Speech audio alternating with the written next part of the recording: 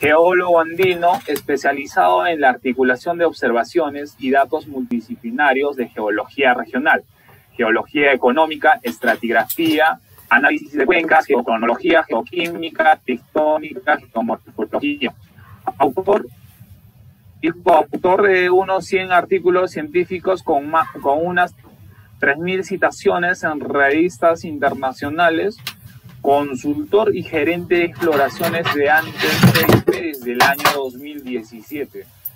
También cabe mencionarles que al finalizar la charla vamos a tener un segmento de preguntas en el cual ustedes van a poder realizarla a través de la caja de comentarios, tanto de la plataforma Zoom como de la plataforma Facebook Live.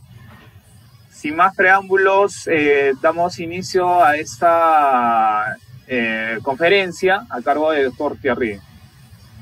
Doctor, ¿puede presentar su pantalla?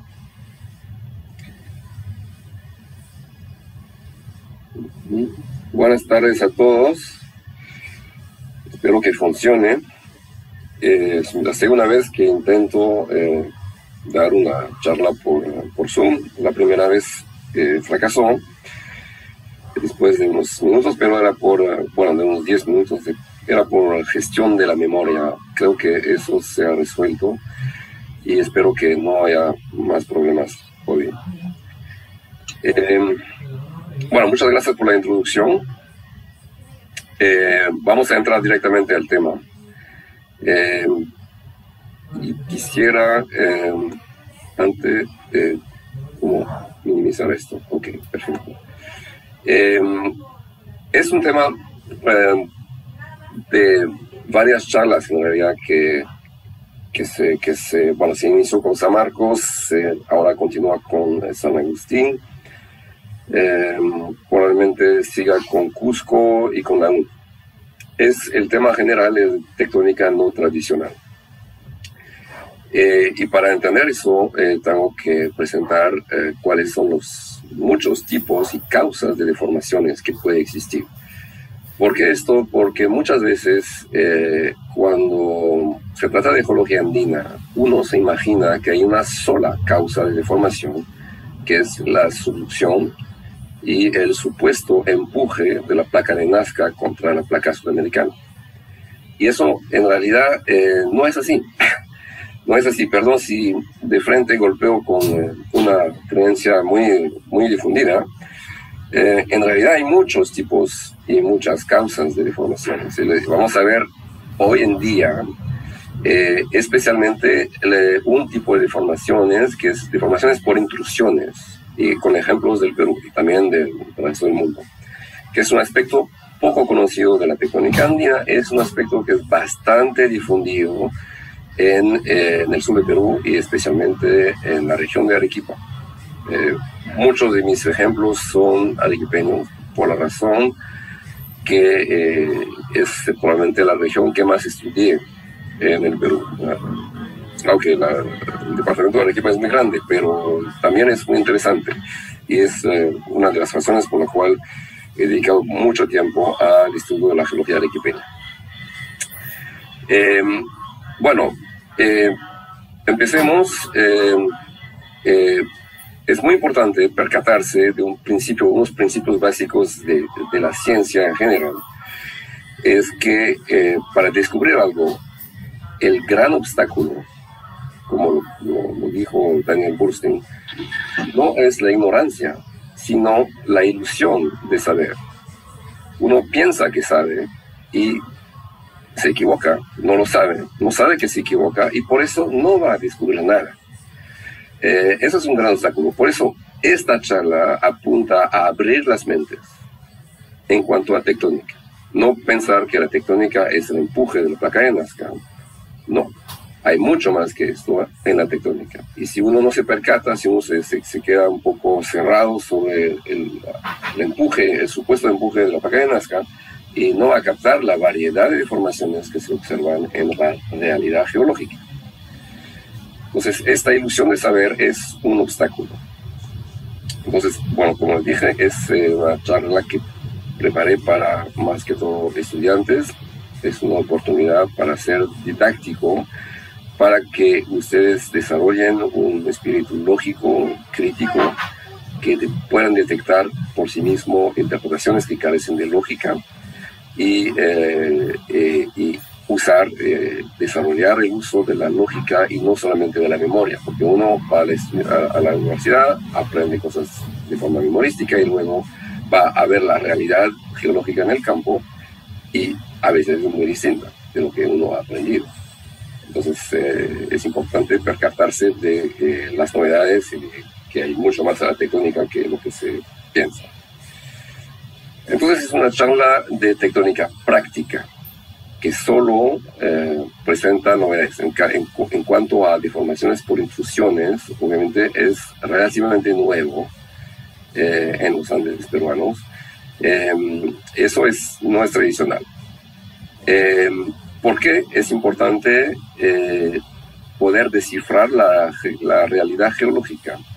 Porque en cuanto más acertado es el conocimiento geológico, menos costosa y menos arriesgada y más corta va a ser la exploración. La gran mayoría de ustedes se van a dedicar, supongo, a la exploración minera o petrolera. Es muy importante saber que hay unos fenómenos que existen en teoría, pero también en la realidad geológica peruana. Y entonces, acercándose más a la realidad, uno tiene más chances de encontrar un yacimiento interesante. Una cosa importante que necesito destacar es que en la época de los primeros estudios de la geología andina no existían muchos de los conceptos y modelos que hoy en día se manejan comúnmente. Nuestros antepasados geólogos no disponían de todas las herramientas que nosotros tenemos, tenían muy pocos conceptos y entonces a veces no sabían interpretar lo que estaban observando. Y eso se perpetúa a veces. Lastimosamente, si uno no se actualiza, eso puede resultar, por lo menos, en interpretaciones equivocadas. Y entonces uno puede pasar al lado de un yacimiento importante, no verlo, y uno se va y que se queda el yacimiento sin descubrir. Eso es un punto importante. Por eso esta charla es una charla de actualización, más o menos, ¿no? Para que cuando trabajen de geólogos puedan acercarse mejor a la realidad geológica. Básicamente, si hay tiempo podré contestar preguntas y dar ejemplos. Quiero enfocar directamente el tema del día, pero tengo diapositivas listas para ilustrar lo que estoy diciendo. Es importante saber que existen mitos geológicos, ¿no? Hay cosas que uno conoce como palabras como geosinclinales o fases tectónicas, que en realidad son mitos. En la historia de la física es una ciencia muy, muy seria, muy dura, pero en el siglo XVIII todos los físicos pensaban que la combustión de la materia se debía a un cuerpo que llamaban flogisto. Hoy en día nadie sabe lo que es flogisto, solamente están en los diccionarios de historia de la ciencia. En el siglo XIX, para explicar la propagación de la luz, que es un fenómeno en parte vibracional, los físicos pensaban que existía un medio invisible que se llama el éter. Era básico, y el éter en realidad era un mito, no existe. ¿Okay? Entonces, en ciencias de la Tierra hubo mitos en el siglo XX, bastante avanzado el siglo XX, que son, por ejemplo, los geosinclinales y las fases tectónicas. Y yo sé que las fases tectónicas, lastimosamente, todavía se enseñan. Soy un gran opositor a las fases tectónicas, y voy a explicar por qué en esta charla. Hay otros mitos, y lo voy a encarar de frente para no perder tiempo, que generaron una ilusión de saber en geología andina. Un mito importante es que la subducción empuja la margen. Eso es un mito. La subducción no provoca un empuje, salvo durante los periodos intersísmicos. Pero vamos a ver que es muy corto, y que la resultante de todos estos movimientos en realidad no es un empuje. Bueno, lo mismo es que los Andes resultan del empuje de la placa de Nazca, como a veces se dice choque de placas. Eso no. Yo sé que estoy golpeando fuerte a veces, pero es para que ir más rápido y ganar tiempo. Otro mito, es un mito que ha durado de décadas, es que las discordancias angulares reflejan fases tectónicas compresionales. No, eso no y no. Voy a dar ejemplo.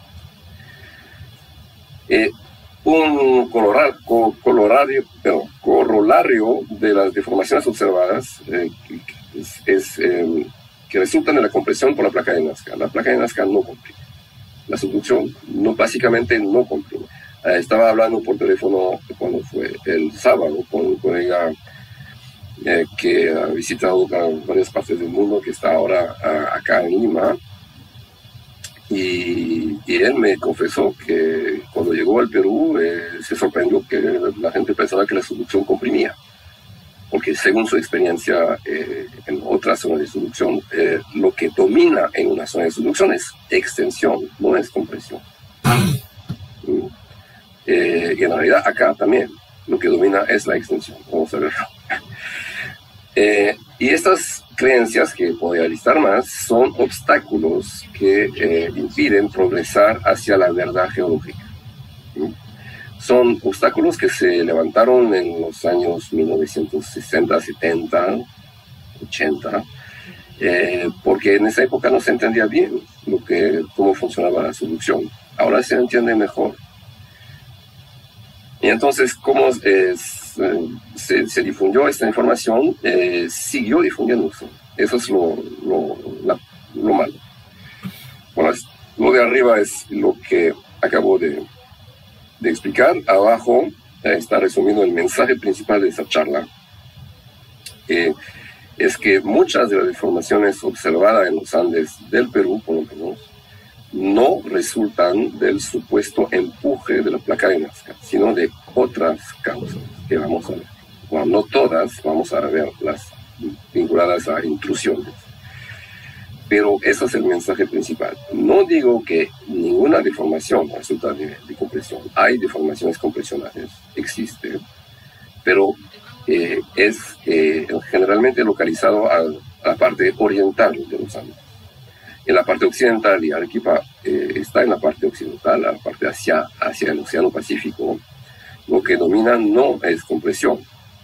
La verdad es que hay muy poca compresión en la zona occidental, muy poca. Y cuando hay compresión es muchas veces ligada a fenómenos gravitacionales. ¿No? Eso es otro tema. Entonces, las causas posibles de deformación en realidad son 8, no es una causa.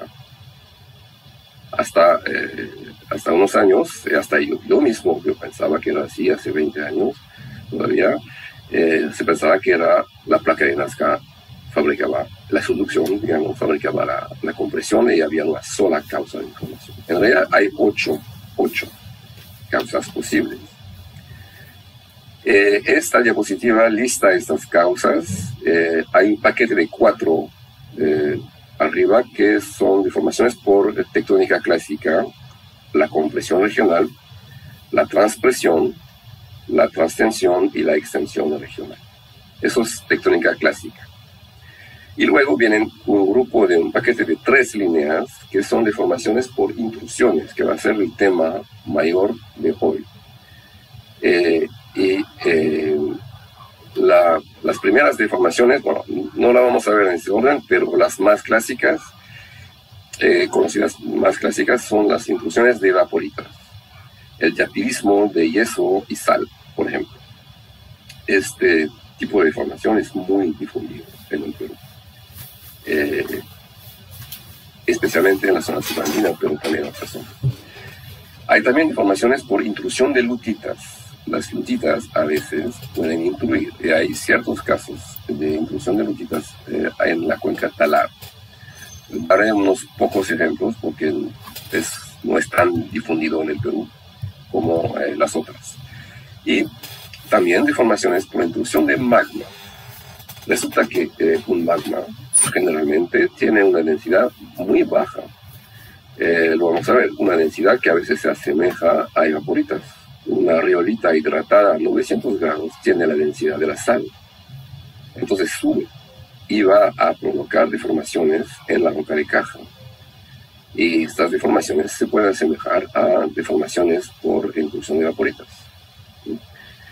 Y eso ocurre muchas veces donde hay arcos magmáticos, como justamente Arequipa.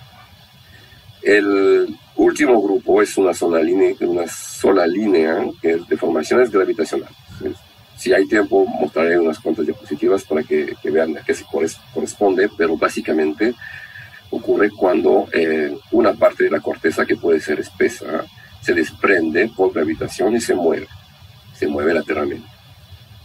Eso también, por supuesto, existe en el Perú, hay bastante, y hay deformaciones gravitacionales importantes que están en Arequipa. En Yura, por ejemplo, hay fenómenos de olistolitos, deslizamientos subacuáticos que son deformaciones de tipo gravitacional. Pero hay más que esto, obviamente. A todas estas deformaciones se puede agregar un caso que no es tectónico, en realidad. Son angularidades debidas a la sedimentación. La mera sedimentación a veces puede producir angularidades que se pueden confundir con discordancias angulares tectónicas. Y bueno, voy a mostrar un poco algo que ustedes tienen en Arequipa, porque en Arequipa tienen todo. Tienen mucha suerte porque su geología es extraordinaria. Es por Camaná, por ejemplo, acá, en esta diapositiva, se están viendo acá unos estratos y otros estratos formando una discordancia angular. Y esta discordancia angular ha sido interpretada por los colegas, un colega de su tesista, como un evento tectónico debido a un rearreglo geodinámico global. Eso en realidad no es más que en sedimentología básica, se llama un toplap. Un toplap es cuando hay progradación y luego viene arriba la depositación de estratos que no progradan más. Nada más. No es tectónico. Es típico de la sedimentación deltaica, el Camaná y la cuenca de la Fama. La dicha cuenca de Camaná no es más que un gran delta, que el delta del Paleorio Camaná. Y entonces estas angularidades son angularidades típicamente sedimentarias, no hay nada tectónico ahí. Bueno, para captar de dónde viene la confusión, es muy simple, básicamente las cadenas de montañas se reparten, se distribuyen entre dos grupos. Hay un grupo donde tenemos un choque de placas continentales debido a la subducción que termina en choque de dos continentes. Eso provoca una muy fuerte compresión. En este caso la compresión está de todas partes, es muy desarrollada, muy obvia. Y resulta que este tipo de cadena de montañas, de orógeno, es lo que más hay en Europa. Y en Europa ahí se fundó la geología. En fines del siglo XVIII y sobre todo primera parte del siglo XX, y los Alpes, los Pirineos y las cadenas paleozoicas de Inglaterra, de Alemania, son todas cadenas de colisión. Si vamos a Norteamérica, la parte oriental, que los Apalaches, también es una cadena de colisión. Y al oeste, en gran parte, son cadenas de colisión también. Así que como la geología se desarrolló en estas comarcas, la gente allá, los profesores de la época de hace un siglo, estaban convencidos que todas las cadenas del mundo eran de colisión y había acortamiento. Entonces ellos exportaron esos modelos a otras zonas del mundo, donde a veces hay, como en los Himalayas, el problema es que la India viene a chocar contra Asia, pero también a los Andes. y donde lastimosamente no es así, porque no tenemos choque de continentes. Se habla de choque de placas, pero no es un choque de placas, puesto que una de las placas, que es la placa oceánica, se mete por debajo de la placa continental. No hay choque. No hay choque. Es uno del caso, es el caso aquí abajo, que se llama un orógeno de arco continental. ¿Por qué un arco? Porque la subducción de una litosfera oceánica bajo cualquier placa produce magmatismo. A la izquierda tienen un orógeno de arco oceánico. Es una placa oceánica que se mete por debajo de una placa oceánica, pero igual fabrica un arco de islas. Y acá tenemos la subducción de una placa oceánica por debajo de una corteza continental, pero igual hay magnetismo. Generalmente en el Perú, el centro y norte, no hay por ahora porque el ángulo de subducción está bajo. Debe haber magnetismo, pero no lo suficiente para que forme una cadena de volcanes activa. Hay evidencias de magnetismo en esta zona, pero que es el magnetismo muy al este. Por la frontera con Brasil, por ejemplo, hay rocas alcalinas que tienen una edad pliocena. Así que hay magnetismo, pero muy poco. Entonces, el error de la ciencia internacional ha sido pensar que esto es lo mismo, y no es lo mismo. Eso viene, y eso ha sido la contagión, un poco como el COVID-19, que en el Perú fue importado de Europa. Las ideas que las cadenas de todo el mundo se forman por compresión ha sido importado igual al Perú y Bolivia. Bueno, en Bolivia hay acortamiento más que en el Perú, pero es una importación. Y una importación que ha hecho, igual que el COVID, un poco de daño. Bueno, el COVID ha hecho más daño, puesto que hay gente que ha muerto, pero es un poco el mismo sistema. Y para explicar que el caso nuestro, que es el caso del Perú acá, bajo la corteza continental peruana, hay una subducción de la cadena Nazca, que es oceánica, y que en realidad, según el modelo clásico tradicional, la subducción hace que hay un empuje, un acortamiento, un efecto tectónico en la parte de los Andes que está acá. Según esta idea, este modelo, no funciona, pero el modelo dice que se tiene que esperar como deformación en esta zona. Se tiene que esperar evidencias de una compresión. Que las flechitas tienen que ser así. Hace justamente el mejor ejemplo que puedo tomar para demostrar que no es así.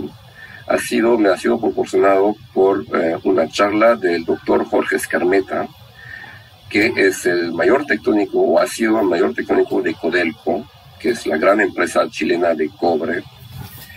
Él toda su vida ha hecho tectónica en yacimientos, y Codelco dispone de unas toneladas de datos sumamente precisos sobre Chuquicamata, que es uno de los pórfidos de cobre más grandes del mundo, creo que es el más grande. Y cuando digo toneladas, si recuerdo bien, son miles de datos, de mediciones, de tectónicas, estructurales, que quizás 10.000, quizás más, no recuerdo bien. Y Jorge Escarmeta mostró esa noche del 21 de noviembre de 2019, hace 7 meses, en Lima, que gracias a esos datos pudieron reconstruir sus flechitas, y su gran sorpresa, y él lo confesó de forma muy, ¿cómo se dice?, muy humilde. Su gran sorpresa es que todo lo que pudo reconstruir en Chuquicamata como esfuerzo no tiene nada que ver con lo que se esperaba, con el famoso empuje por la placa de Nazca. No tiene nada que ver, no coincide nunca con lo que se puede reconstruir de la dirección de convergencia. Nunca, en ningún caso. Bueno, Él no se dio cuenta porque yo tuve que volver a casa justo después de la charla. No pude hablar con él lastimosamente. Luego lo contacté, por supuesto. Pero el que disfrutó más de su charla fui yo, porque es exactamente lo que digo desde varios años, que la subducción, la placa de Nazca, no empuja nada. Y él se sorprendía, porque no tenía una explicación para esto. Es decir, los esfuerzos que estamos reconstruyendo en Chuquicamata para varias épocas, porque además hay varios cuerpos magmáticos bien datados, ¿a qué corresponden? Bueno, corresponden a tectónica de intrusión. Estamos en un mundo magmático. Los magmas, cuando se emplazan, fabrican su campo de esfuerzo. Es lo que ellos tienen. Así que él no llegó a esto, pero se sorprendió que lo que él había creído toda su vida, él lo confesó así, no se verifica. Y que la placa de Nazca, la subducción de placa de Nazca, no empuja nada. Y eso que son magmas que eran blandos, que hubieran tenido que registrar un esfuerzo si hubiera habido, y no registraron nada de eso. Entonces es muy, muy interesante. Este caso es muy interesante. Y con esto creo que voy a pasar a quizás lo de las fases tectónicas. Voy a saltar lo de geosinclinales. Si hay preguntas sobre el tema de geosinclinales, al final podré volver a diapositivas que tratan de este tema. Pero para entender el problema de las fases tectónicas, básicamente, la gente había definido geosinclinales como zonas de subsidencia donde se acumulaban miles de metros de sedimentos y que en algún momento se plegaban. Ellos no entendían por qué se plegaban, pero observaban. Donde había muchos sedimentos, los sedimentos al final se plegaban. Donde había pocos sedimentos, como a la izquierda o a la derecha, por acá, los sedimentos no se plegaban. Entonces ellos observaban estos plegamientos fuertes donde había muchos estratos en los bordes de continentes, de Europa y de Norteamérica. Y eso lo llamaron geosinclinal. El término geosinclinal fue definido en los Apalaches. Pero, ojo, para toda esta gente, los geólogos de hace un siglo, por ejemplo, los continentes no se movían. Eran estáticos, eran inmóviles. Entonces ellos veían de ambos lados del Atlántico zonas muy espesas y muy deformadas. Y cuando empezaron a datar, cuando se hizo la deformación, se dieron cuenta que la deformación acá y acá se había desarrollado al mismo tiempo. Tenían la misma edad. Y estaban separados por miles de kilómetros. Entonces un geólogo alemán que se llama Stiller, en 1924, desarrolló el concepto de fases tectónicas. Era que para él los geosinclinales eran básicamente fosas como se ven acá, siguiendo en sedimentos y se pliegan. Y eso se debía a que la Tierra se enfriaba por pulsos, un poco como una manzana se va secando y al secar se achica. La Tierra a enfriarse se achica y va a deformar estos surcos subsidentes donde se habían depositado tantos sedimentos, ¿no? Era el modelo, era la explicación. Obviamente hoy en día eso nos parece loco, pero hasta los años 1960, y yo había nacido, los grandes geólogos del mundo pensaban que eso era la explicación. Es importante percatarse de esto, que la explicación de las deformaciones de las montañas se debía a que la Tierra se enfriaba y que deformaba al achicarse los surcos donde se depositaban muchos sedimentos. Esto es la explicación. Todo eso porque su premisa, el punto de partida era: los continentes no se mueven. Entonces, obviamente, hoy tenemos la tectónica de placas, donde los continentes sí se mueven, y eso explica mucho mejor lo que se observa. Lo que se observa es lo mismo, pero la explicación es mucho más frontal. Entonces, para explicarlo, el cuadro anterior, lo que ocurrió, hubo primero una apertura oceánica, separación de Norteamérica con África o Europa, y en los márgenes pasivos formados así hay sedimentación de mucho sedimento, porque en realidad la mayor cantidad de sedimentos se deposita en los bordes de los continentes, en márgenes pasivos o activos también. Entonces eso era, y a partir de un cierto momento uno de los márgenes se rompió. Eso es un detalle que hay que estudiar mejor. Se rompe y entonces se invierte el movimiento, y el continente de la derecha empieza a acercarse al continente de la izquierda y termina en un choque. Entonces los sedimentos potentes que había de ambos lados acá, los sedimentos potentes al chocar los dos continentes se plegaban, obviamente se plegaban al mismo tiempo. Eso era la causa de la... Y las fases tectónicas de Stier se debían a esto. No eran fases tectónicas, eran choques de continentes. Por eso se ocurrían al mismo tiempo en zonas hoy aparentemente alejadas, ¿no? Y luego de formarse una cadena de montaña, que fue la varisca, en el Carbonífero, luego se separaron otra vez los dos continentes y quedaron los dos geolos inclinados acá, con formación de dos márgenes pasivos con mucha sedimentación. ¿Ok?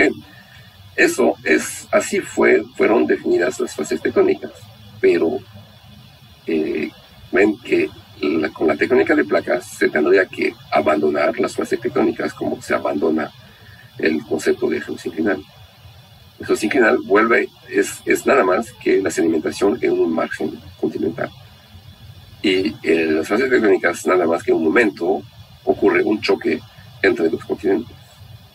Entonces, en el caso andino, no hay choque entre dos continentes, y tenemos que volver a examinar en qué se basaron las definiciones de las fases tectónicas andinas.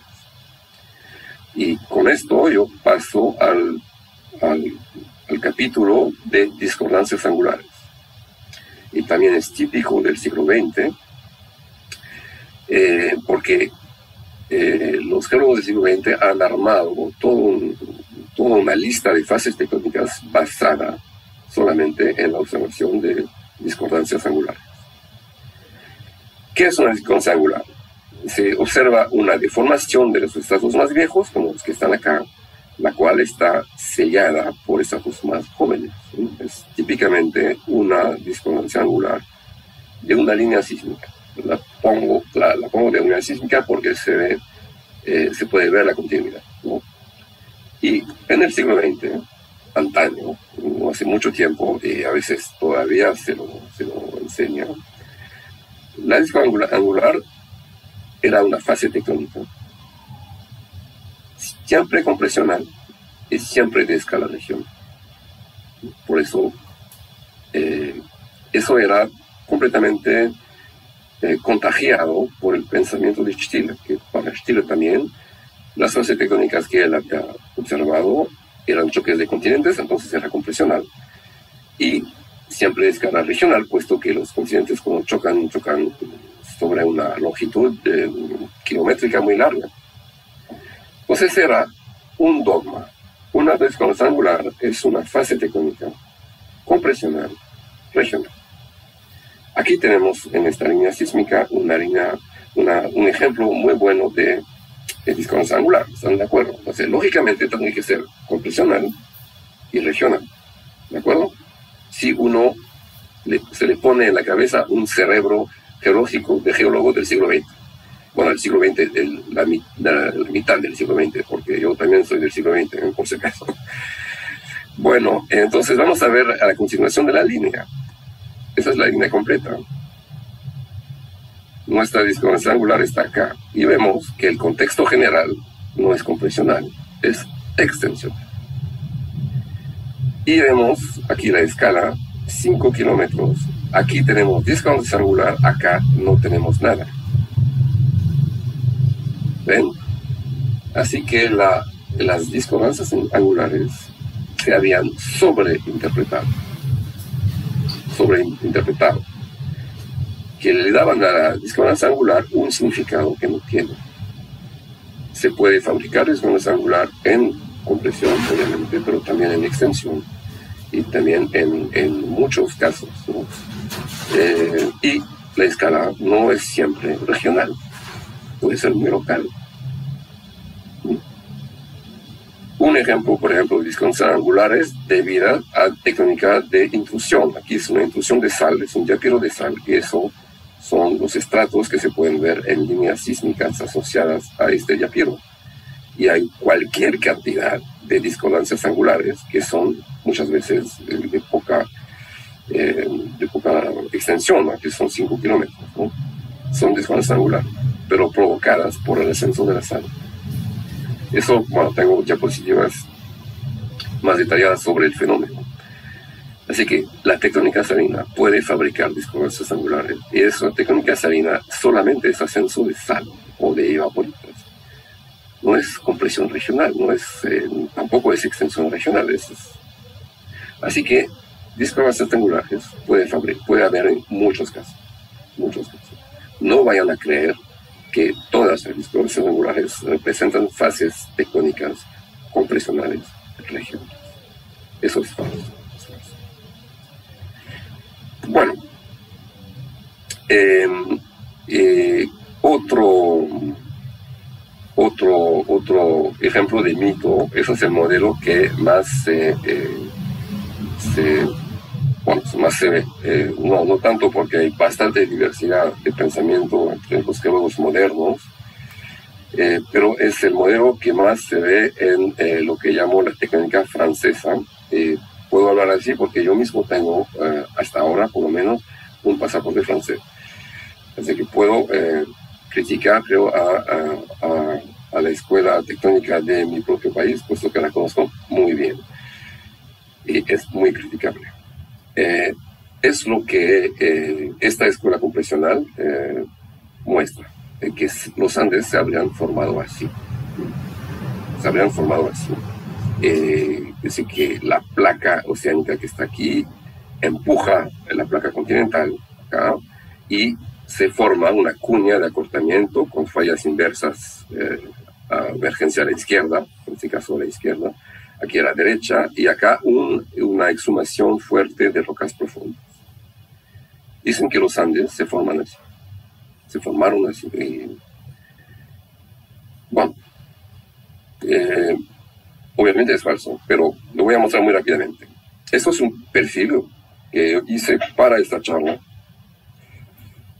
Rápidamente en Google Earth, uno va a Google Earth y puede trazar una línea, que es esta, y luego en el menú hay algo que nos propone trazar el perfil topográfico. Y aquí está la fosa, porque se ve muy bien en la topografía submarina. Aquí está la fosa también. Y el perfil entonces es este. ¿Ven? Ese es el nivel del mar, 0 metros.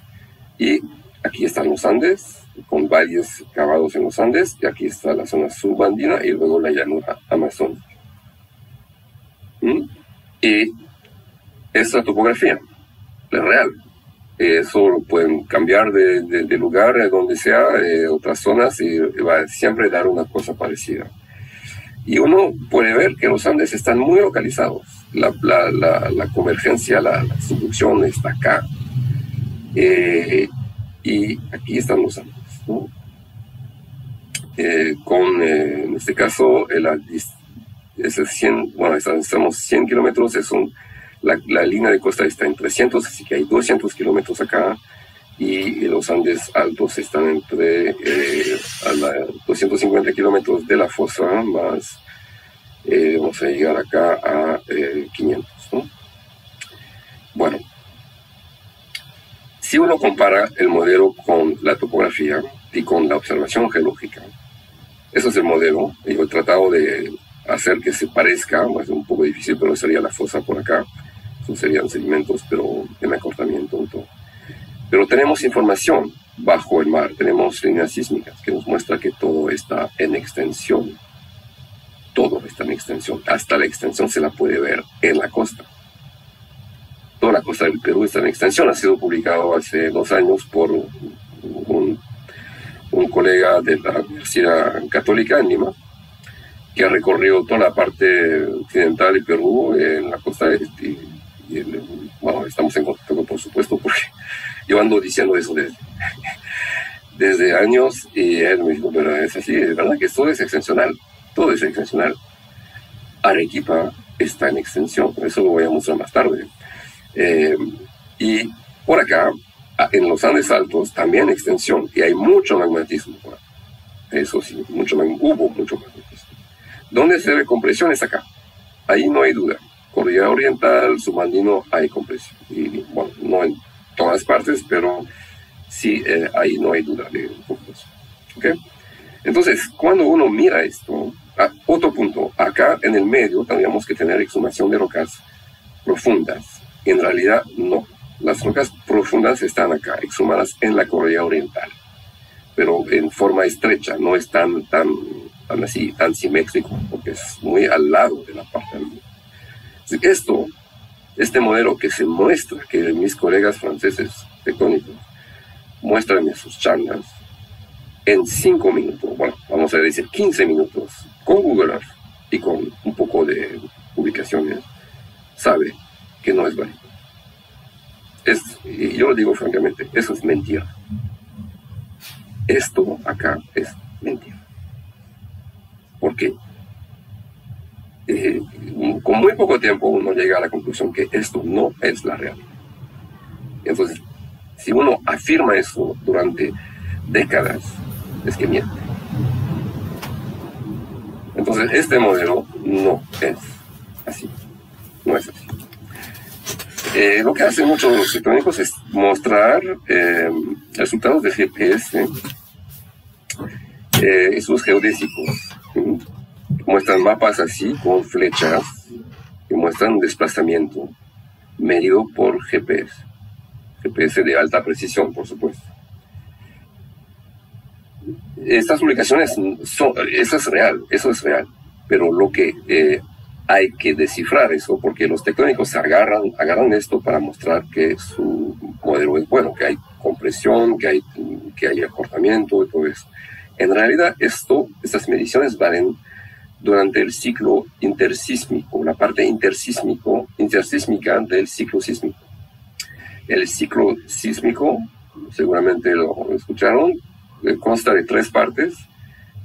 El intersísmico, que ocurre durante los sismos, entre los sismos, intersísmico es entre los sismos. El cosísmico, que es la deformación que ocurre durante los sismos, y el posísmico, el relajamiento después del sismo. Entonces, esto es solamente la deformación intersísmica. Así que cuando las placas están atascadas, no se pueden liberar, va a haber ese tipo de deformación, que sí es una compresión. Pero cuando ocurre el sismo, que se liberan, como se libera el pegamento, ya no funciona, el desplazamiento es al otro lado. Eso es el terremoto de Arequipa del 2001. El desplazamiento es mucho mayor y es totalmente opuesto a lo que está acá. Así que la deformación es la suma de lo intersísmico con el cosísmico y posísmico. Es una alternancia entre movimiento así y movimiento así. Así lentamente, y como se mide eso desde 20 años, no sabemos con seguridad cuál es el resultado final de la suma, porque aquí se suma en ese sentido y aquí se resta al otro lado, ¿no? Y según la geología que nos muestra, lo que domina es extensión en toda esta zona. Entonces, esto es una ilusión, es la deformación intersísmica, nada más. Es una deformación elástica que vuelve a cancelarse una vez que el sismo ocurre. Entonces no hay que tomar eso como prueba de acoplamiento. Si yo resumo con aquí desplazamientos medido por GPS, eso es el tiempo. La alternancia es intersísmico que comprime y cosísmico que libera la compresión. Y otra vez comprime y otra vez cosísmico, posísmico.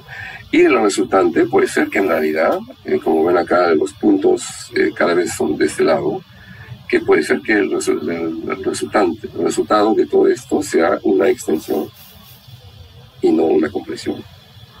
Hay que tomar las tres partes del ciclo sísmico. Bueno, esa es la publicación que les decía. Extensión prolongada y subsidencia del antearco peruano durante el Cenozoico. Ellos solamente han visto extensión. Eso se conoce desde años. Eso es la cuenca talara, puro fresas normales. Bueno, no es solamente fresas normales. Ahora hay estudios un poco más, pero lo que domina son fresas normales. No es cosa nueva. Bueno, tengo que avanzar y ustedes me van a decir, pero si la placa de Nazca no comprime el margen sudamericano, ¿cómo se forman los Andes? ¿Cómo se han formado los Andes? Una cosa que es importante notar es que es un mapa topográfico del mundo donde los continentes están en verde, los océanos están aquí, es la altura que está codificada así, y en las zonas en rojo son zonas submarinas, pero hasta 200 metros de profundidad. Son las plataformas continentales, más o menos. Por eso es un poco extraño. El límite del rojo con el verde es la línea de costa. Y el Océano Pacífico está limitado por subducciones que están acá por Perú, América Central, México, Estados Unidos, Canadá, Estados Unidos, Alaska, aquí, bueno, Japón, acá Taiwán, en las Filipinas, y otra vez por acá, un montón de islas, hasta llegar a Nueva Zelanda. Y ven ustedes que hay, todo eso es subducción, ¿no? Y acá, por ejemplo, hay subducción y no hay montañas, hay islas volcánicas, nada más, las aleutianas, aquí también. ¿No? Acá también, por ejemplo, hay subducción, solamente islas volcánicas, islas. Eso significa, no hay que buscar mucho más, significa que donde hay subducción, no forzosamente. La subducción no quiere decir que va a haber montañas. La subducción significa que hay magnetismo. Por eso se llama esto el cinturón de fuego. Pero no es un cinturón de montañas. Igual, en el Perú ahora tenemos los Andes, que son muy grandes montañas, pero durante el Triásico, Jurásico, Cretácico, ¿no? Casi todo este periodo largo, no había montañas y había subducción. Así que la subducción no quiere decir que hay formación de montañas. Puede haber montañas como no puede haber montañas, ¿no? Por eso es muy importante no generalizar. No es porque hay subducción que va a haber orogenia. Aquí tenemos las dos, son dos orógenos más importantes del mundo, es donde la corteza es mayor a 70 kilómetros. Himalaya y Tibet es porque el continente Índico ha colisionado. Es una placa de 35 kilómetros que se mete bajo otra placa de 35 kilómetros y llegamos acá. 30 más 35, 35 más 35 son 70. Y aquí hay una colisión continental. Sin embargo, en los Andes centrales, acá en Perú, Bolivia, Chile, es un arco continental donde no hubo colisión. Y la corteza es mayor a 70 kilómetros. ¿No? Entonces, es cómo explicarlo, ¿no? Entonces, tengo que hablar de cómo se forman montañas. Las características de las montañas es que la corteza es espesa. Para formar montañas hay que engrosar la corteza. ¿Cómo engrosar la corteza? Ese es el gran chiste, la gran pregunta. si formamos los Andes en el Perú a partir de un cierto momento, como hemos engrosado la corteza peruana, del oeste de Perú, por lo menos. Y antes, bueno, esto es una corteza normal, vamos a decir que tiene 35 kilómetros, la zona superior es fría, y entonces la deformación va a hacerse de un modo frágil, y a partir de, bueno, depende del gradiente geotérmico, a partir de 10 a 15 kilómetros la corteza se vuelve dúctil, la materia es plástica. Es un poco como el chocolate. Si lo ponen en la heladera, el chocolate se va a romper muy fácilmente, se va a romper de forma tajante, pero si lo ponen en el sol se vuelve blando. Y abajo está el moho, que es la discontinuidad química. Entonces, los tectónicos nunca se han interesado en el magnetismo. Voy a mostrar un ejemplo, eso es un ejemplo que me gusta mucho mostrar. ¿Dónde lo tengo? No lo tengo. Sí, aquí. Es un corte estructural por la escuela francesa, siempre así. Del Perú central por Trujillo. Obviamente todo es inventado, es dibujo, pero si uno mira la leyenda, está el basamento y está el primer cuerpo estratigráfico, es Permo-Triásico, que es el mito, y luego está el Pucará y todo esto está acá, y no hay nada del Bato de Cocostero. No hay nada, no hay ni un cuerpo magmático tectónico, no hay nada de esto, porque son tectónicos de una cierta escuela, ellos no saben de magmatismo, ni siquiera lo miran. Tienen un automatismo que hace que si ven un batolito, todo se cancela, ¿no? Se vuelven ciegos. Y también en la zona más occidental hay una flecha que comprime todo, lo que llamo la flecha mágica, pero eso sería otro tema. Entonces acá para nosotros básicamente es darse cuenta que estos tectónicos no lo consideran. Y por esto ellos, para que la corteza se engruese, la corteza de 35 kilómetros, para que se engruese, que se ponga, que su espesor se vuelva 70, la única causa que ellos imaginaban, y algunos imaginan, es una compresión. Es obvio que una corteza de 35 kilómetros, si la comprimimos lo suficiente, va a tener 70 kilómetros. Pero lo que pasa es que uno puede engrosar la corteza con aportes, y con aportes magmáticos. Si uno trae material del manto y lo pone a la corteza que es así, de 35 kilómetros, si recibe muchos aportes magmáticos, va a ser muy espesa, va a ser engrosada, se va a engrosar.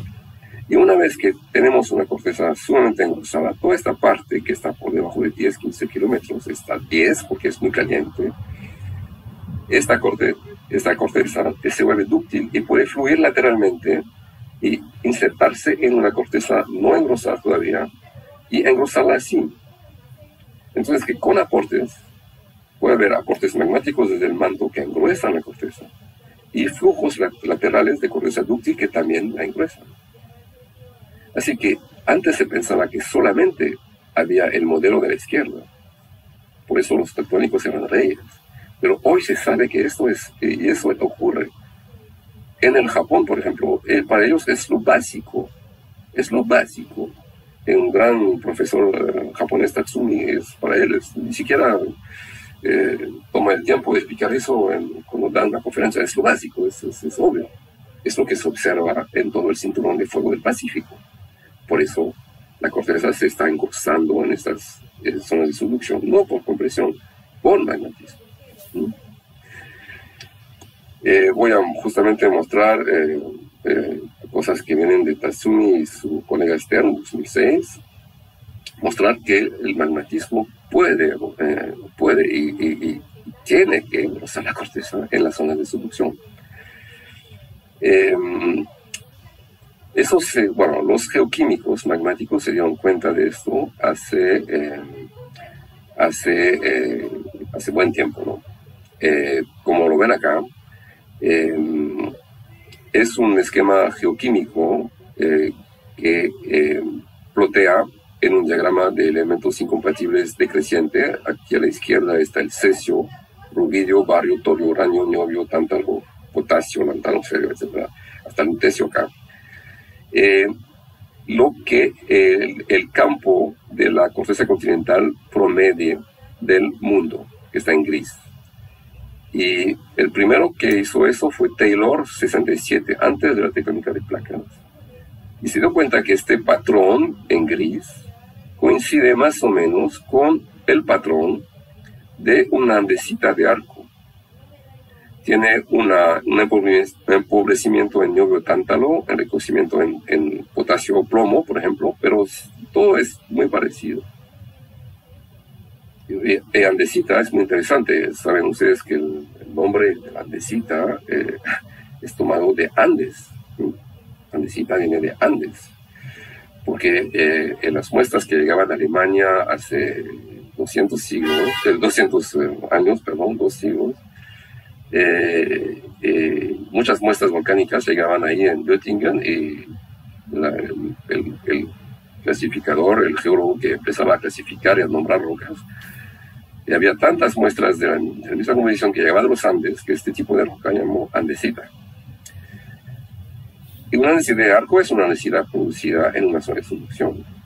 Y como hay un buen acuerdo entre el campo de la corteza continental del mundo y las andesitas de arco, la conclusión de Taylor, que es repetida por todos los geoquímicos serios que vinieron después, es que la corteza continental mundial fue en gran parte producida en arcos magmáticos, como el arco peruano. Entonces, la conclusión es que los arcos magmáticos son geosistemas que generan corteza continental, hasta tal punto que se habla de la fábrica de subducción, como aquí se ve en este cartoon de Tatsumi Stern, ¿no? Ellos hablan de la fábrica de subducción, que fabrica corteza continental. Eso para los geoquímicos es B.A.B.A.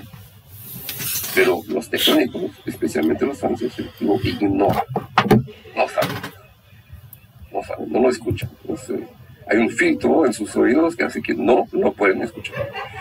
Entonces, corteza continental está generado en arcos magmáticos y por eso la corteza de los arcos magmáticos se engruesa. Eso fue entendido no por geólogos, no por tectónicos, sino por geofísicos. Hace bastante tiempo, pero el sur de Perú, aquí está Perú, Bolivia, Argentina, James 71, por las velocidades sísmicas, y pudo reconstruir el espesor cortical. Y se dio cuenta que el mayor espesor de corteza está acá, 70 kilómetros, justo coincide con el arco magmático actual del Perú, del sur de Perú. Y como él en el campo no vio acortamiento, porque no hay, dijo, entonces, si la corteza es más gruesa donde está el arco magmático, ese es el magmatismo que engruesa la corteza. Los tectónicos, no, ¿cómo puede ser? Sí, hay coincidencia. Otra cosa que se ve bien es cuando un grupo de japoneses hizo perfiles gravimétricos, en este caso ya no es sismología, es gravimetría, a través de varias zonas del Perú. Se dieron cuenta que donde la corteza es más espesa por anomalía de Bouguer es siempre donde está el arco magmático, o estuvo hace poco. Esa es la fotografía que se ve la subducción, 0 metros, la playa está acá, eso es la zona de Arequipa, luego los Andes de la Cordillera Occidental, el altiplano, la Cordillera Oriental y la llanura amazónica. Donde la corteza es más espesa es bajo la cordillera volcánica, la cordillera occidental, la cordillera magmática. Y es siempre así en todo el Perú. Donde la corteza es más espesa es donde el arco estuvo o está. Aquí se ve, siempre. Entonces no hay que buscar 5 patas al gato, como se dice en Bolivia, no sé si lo dicen en Arequipa. Es que si la corteza es más espesa donde está el arco magmático, es que el arco magmático tiene culpabilidad de engrosar la corteza. Y eso es otra cosa que los tectónicos no pueden escuchar. Es una lástima. Y básicamente el modelo al cual uno llega es un modelo básico, eso lo tomé de otra zona del mundo, pero básicamente los aportes magmáticos desde el manto engruesan la corteza andina. Se pone más gruesa, entonces aquí levanta algo y por este levantamiento la reacción de la roca que levantada, que está estirada, hay fallas normales, y por esta razón tenemos tantas fallas normales en la parte de la corteza más engrosada. Y en la parte dúctil, brittle significa frágil, en la parte dúctil tenemos, como la corteza es dúctil, fluye lateralmente, va a fluir hacia el Océano Pacífico y va a fluir hacia la parte amazónica, y puede fluir hacia el norte, hacia el sur, va a fluir, es plástica. Y eso va a explicar por qué la costa del Perú se levanta. Porque si la corteza de la costa del Perú, que está a nivel del mar, 35, recibe aportes en profundidad desde el este, desde la cordillera occidental, entonces su corteza se engruesa y la superficie de la costa se levanta y fabrica entonces un farellón. Hay muchas partes de la costa sur peruana hay un farellón impresionante. Eso se debe a este fenómeno, muy sencillo.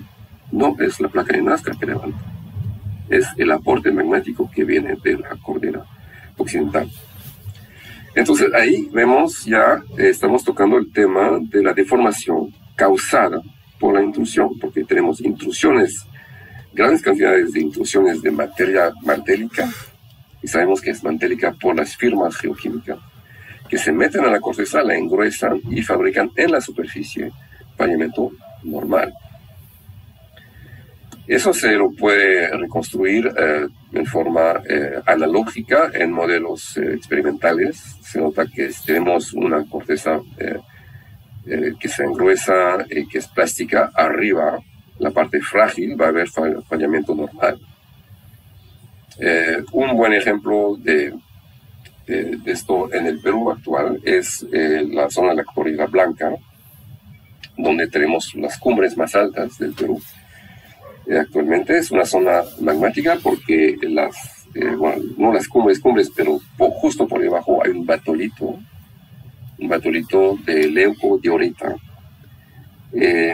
y que casi culmina, entonces el Huascarán está casi 6.700 metros, y justo por debajo hay este batolito de leucodiorita, que su edad en uranio plomo, entonces es una edad confiable, está en 8 millones de años. Que rocas que están a 6.600 metros de altura son plutones que hace 8 millones de años estaban por lo menos a 4 kilómetros de profundidad. Así que han recorrido 10 kilómetros en 8 millones de años, 10 kilómetros verticales.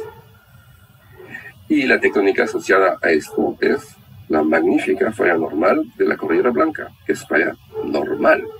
Y eso nadie, hasta los tectónicos franceses, lo respetan, ¿no? Porque es tan obvio que nadie puede decir contra. Y esta falla normal no es vertical, es así, usa de 30 a 45 grados, por eso en vista, en mapa, tiene un dibujo que no es una línea recta. Si la falla fuera vertical, sería una línea recta. Pero como no es vertical, va a cambiar con la topografía. Bueno, entonces tenemos acá una vista de la falla normal de la Cordillera Blanca asociada justamente a la intrusión abajo de un material magmático.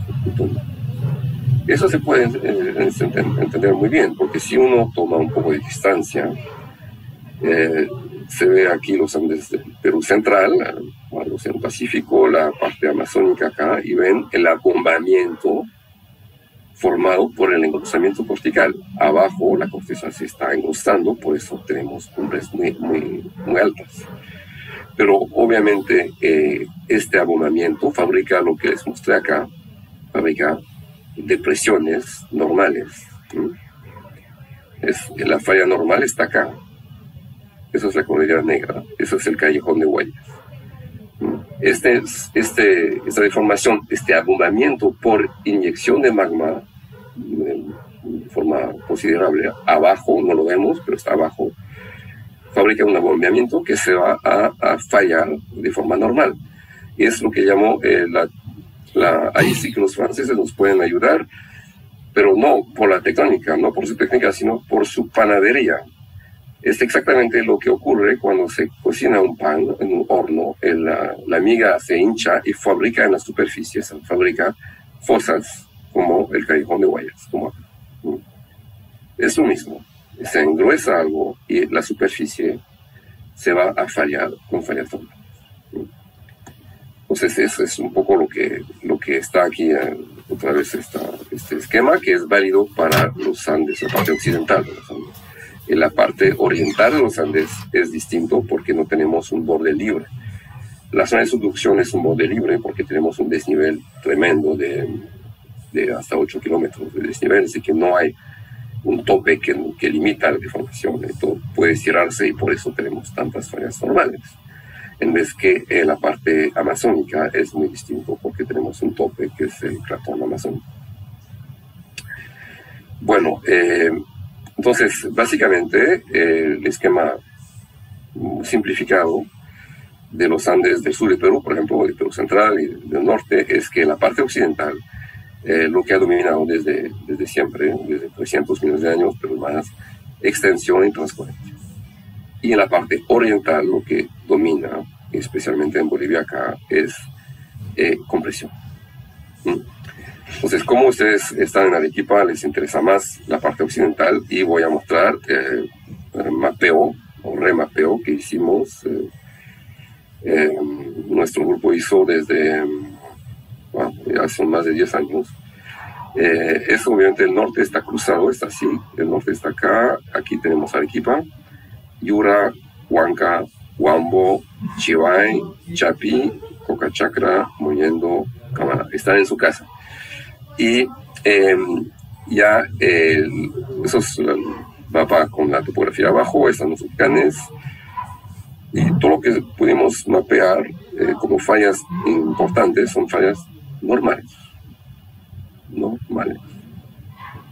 Todo. Resultando en un esquema estructural que es así. Bueno, no voy a entrar en detalles porque voy a mostrar, pues es un poco, no sé si se ve bien, pero voy a mostrar ejemplos de esto ahora. Básicamente eso es más enfocado. Arequipa está acá, Cerro Verde está aquí y hay el Batorito de la Caldera que está acá y que está limitado por fallas normales.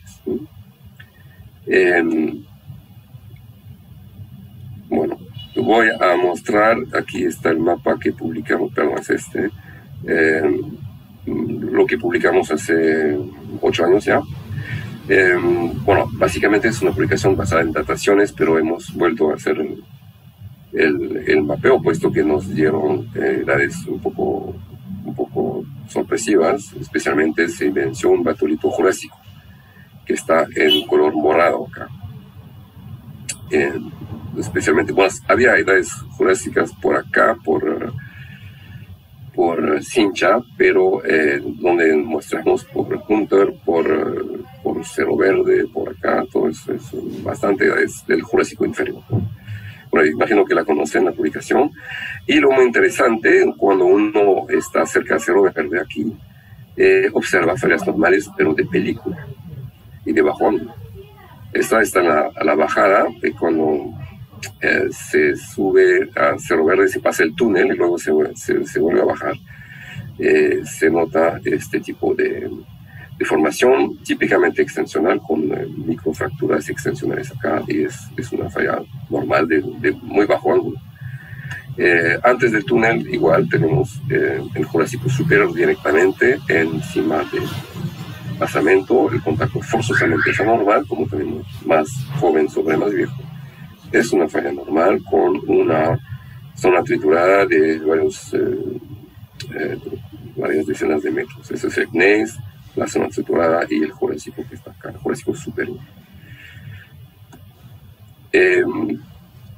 Entonces, esto es interesante, puesto que según lo que se puede reconstruir, estoy acelerando un poco, estas fallas se formaron un poco antes que los pórfidos de ese lugar. Y asociación de pórfidos con fallas normales, ahí se conoce, por ejemplo, en el oeste de Estados Unidos, donde el yacimiento del pórfido de San Manuel está desplazado por una falla normal, y lo que permitió encontrar el yacimiento ciego de Kalamazoo. Inicialmente, antes del enfriamiento era así, y luego fue así. Tengo que avanzar un poco, pues porque veo que son más de una hora que estoy hablando. No sé si no hay problema. ¿Está bien? Sí, doctor, continúe nomás usted. Ya, perfecto. Entonces, para mostrar la predominancia, la unicidad, no hay más que fallas normales. Pasamos ahora, después de las rocas un poco antiguas y un poco profundas que hemos visto, vamos al grupo Moquegua, cerca de Vítor. Ese es el Moquegua inferior, que es perítico rojo. Si ustedes observan, ven que este banco, por ejemplo, está desplazado acá, y aquí también. Si uno dibuja lo que ve que hay fallas normales. Y es muy interesante que estas fallas normales no afectan a los estratos de arriba. Así que estas fallas normales eran activas durante la sedimentación del Moquegua inferior. De que reinaba un contexto extensional, ¿no? Bueno, entonces eso muestra, y yo creo que sí, voy a hablar ahora, voy a seguir hablando de deformaciones causadas por magmatismo, entrando cada vez en una escala más chica, pero es para que ustedes me creyeran que hay muchas fallas normales por Arequipa. Que Arequipa, la única deformación que yo he visto son, bueno, no la única, pero de fallas un poco clásicas son fallas normales, que me sorprendió bastante al inicio. Luego me acostumbré. Ustedes se van a acostumbrar también, no se preocupen. Bueno, para entender las deformaciones debidas a intrusiones, tengo que reorientar un poco la charla. Si ciertos materiales ascienden a través de otras rocas, que son las rocas de caja, eso se debe a su menor densidad. Es la diferencia de densidad entre el material que asciende y la roca de caja que hace que el material sube. Eso se da el caso con evaporitas, especialmente sal, pero también yeso, lutitas, pero lutitas con agua, todavía empapadas de agua, o magmas. Y esos materiales que ascienden se comportan como un fluido presurizado. Significa que es un fluido que tiene fuerza para influir. Se debe muchas veces a que lateralmente la roca de caja empuja sobre el material que está en la profundidad, y el material sube por un conducto al medio. Eso se puede hacer. Perdón. Allô? Oui, excusez-moi, Marie-France, je suis en train de donner une conférence sur Facebook. J'en ai encore pour 2 heures. Je suis avec Arequipa. Bon, voilà, je m'excuse. Au revoir.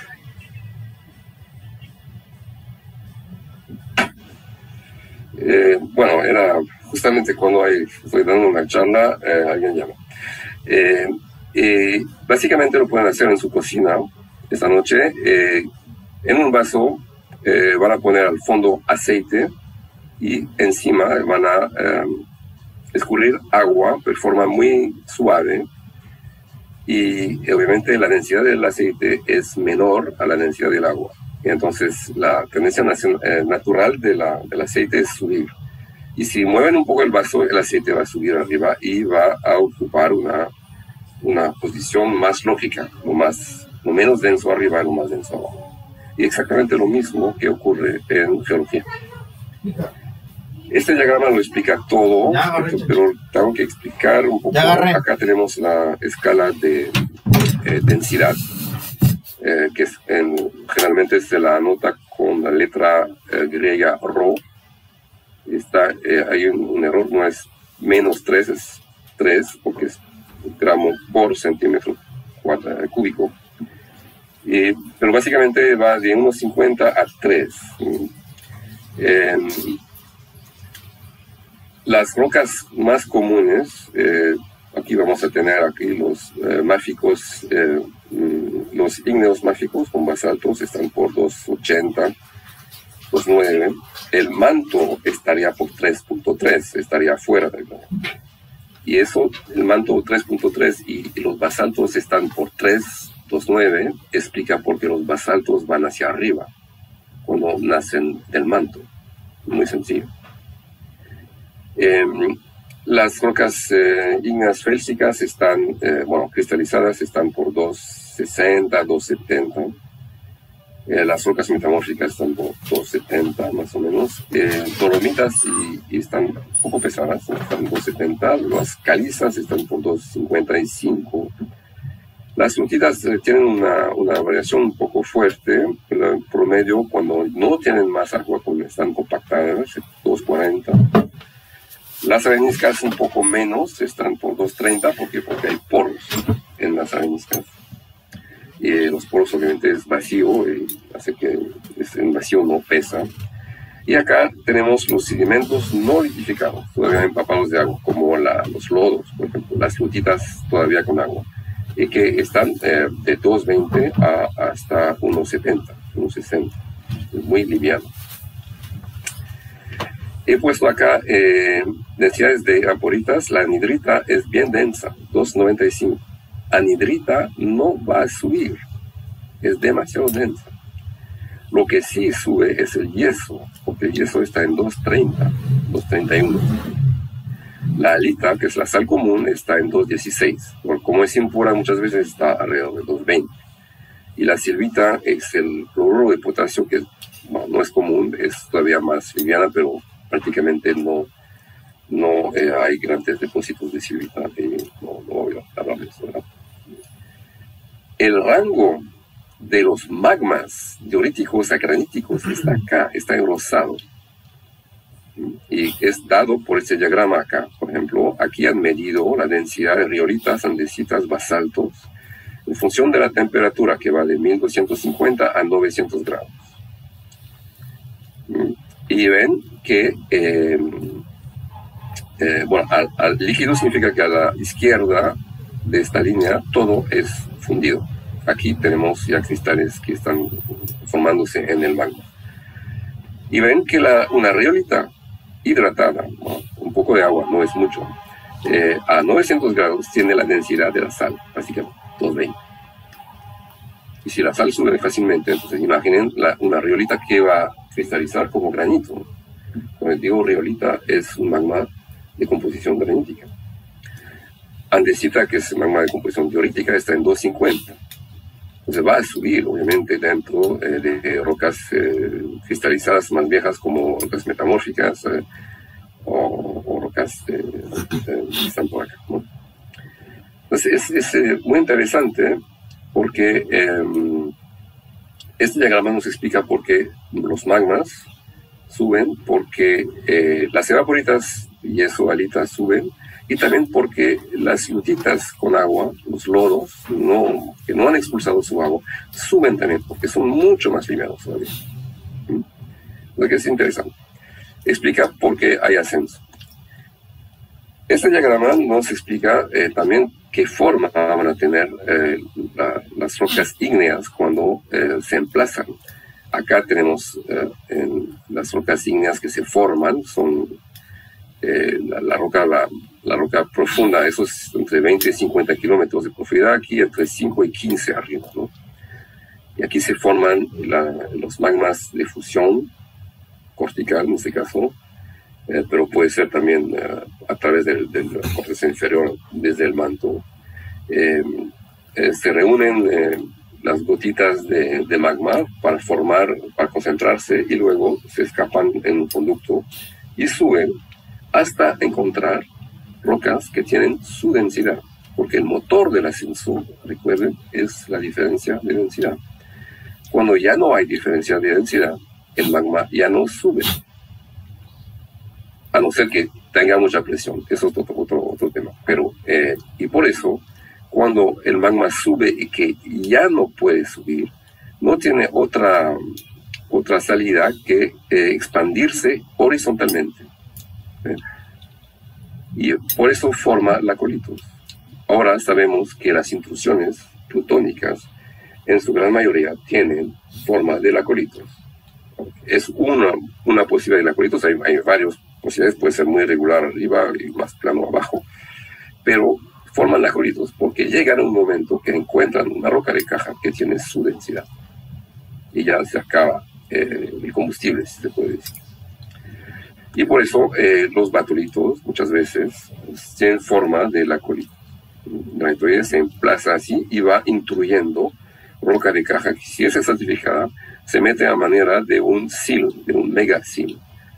Un megasil que puede medir como espesor entre 100 metros a 5.000 metros o más. Puede ser que en Arequipa, ¿cómo se llama esta unidad? Cuando desde ese túnel que mostré, bajando otra vez a La Pampa, hay un enorme lacolito de Linga, y según lo que pude medir en función de criterios geométricos, podría tener 6 o 7 kilómetros de potencia. Ahora está basculado, ¿no? Pero bueno, eso es otro tema. Y abajo, eso es antes de bascularse, cuando se forma, abajo están los diques que pueden ser en medio, en los costados lateralmente, puede haber también diques por acá, que alimentan esto. Y de aquí nacen chimeneas que alimentan los volcanes donde hay una concentración de fluido, porque los fluidos son todavía livianos. Magma puede subir, pero se van a subir por la presión, no por su densidad. Pero hay que tomar en cuenta la presión importante que está generándose acá en el reservorio principal de magma.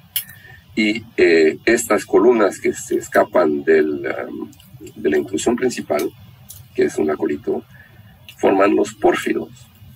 Ahí se forman los pórfidos con sus facies porfíricas. Y aquí se van a formar los yacimientos asociados a pórfidos.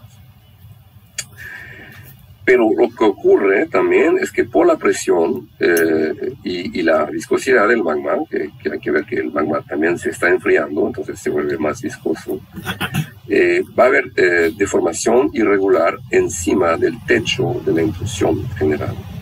Eso se puede observar en el Perú. Por ejemplo, acá es por Palpa, que está en Ica.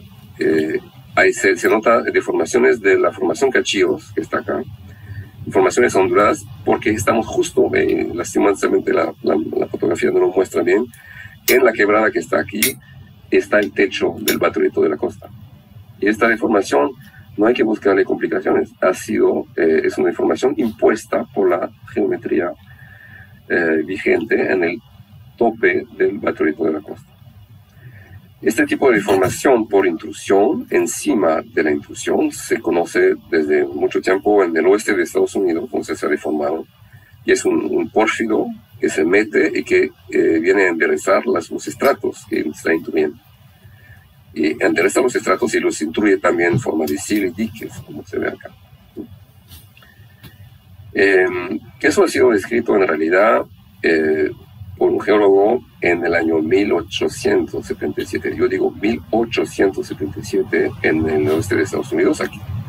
Lo bueno es que se puede ir allá por Google Earth. Eso es una foto de Google Earth. Se ve muy bien la intrusión acá, que viene, eso es un corte dibujado por estos autores, los del 1988 confirmaron lo dibujado por Gilbert en 1877.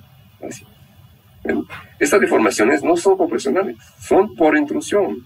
Se mete una intrusión de forma así, y entonces todo el resto tiene que seguir y deformarse de forma a respetar la geometría de lo que se le metió por medio.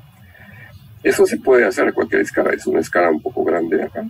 Pero aquí ven, eso es un martillo, y ven una intrusión de una riolita en Italia que viene a deformar los estratos cuaternarios. Eso no es un pliegue compresional, es un pliegue por intrusión, como acá. Entonces, esto, por ejemplo, que muestro del estado de Utah, en Estados Unidos occidental, lo tenemos en el Perú. En el norte se lo ve, bueno, es un ejemplo del norte. Tenemos un Plutón acá no datado que intruye el grupo Pucará, que está aquí. Y bueno, es una visión oblicua, pero pueden ver cómo es muy parecido a lo que acabo de mostrar de Estados Unidos. Se ven los estratos intruidos que dan la vuelta al Plutón, y acá es lo mismo. En plantas se ve así. Esa es la zona mapeada por IGMET.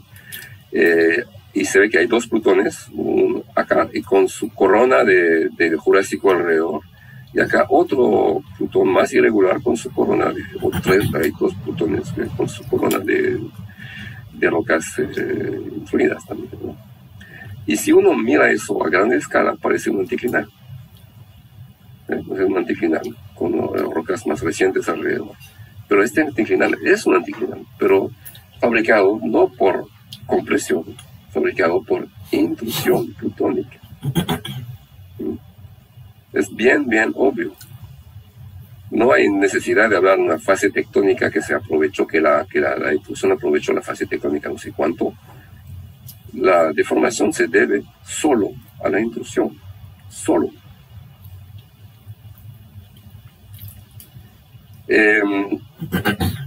Bueno, me van a decir, ese es el norte de Perú. Bueno, vamos a Arequipa entonces. Eso es una foto tomada de la carretera que va a la mina de Chapi.